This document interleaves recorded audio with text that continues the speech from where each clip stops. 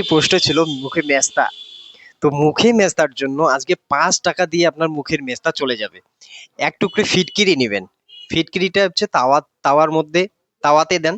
তাওয়াতে দিয়ে সেটা হচ্ছে গরম করেন, দেখবেন যে যখন গলে যাবে তারপরে নামিয়ে নেন সেটা। নামিয়ে নেওয়ার পর সেটাকে পাউডার করেন।